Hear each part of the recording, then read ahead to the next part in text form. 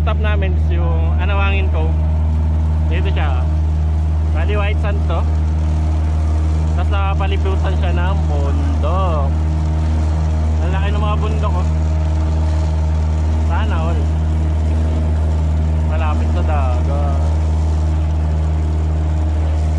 Bali yung way lang dito papunta dito is yung Bangkalang.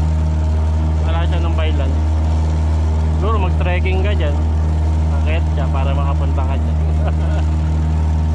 Yes, ang ganda oh. Ganda ano. Para ka nasa Paraiso.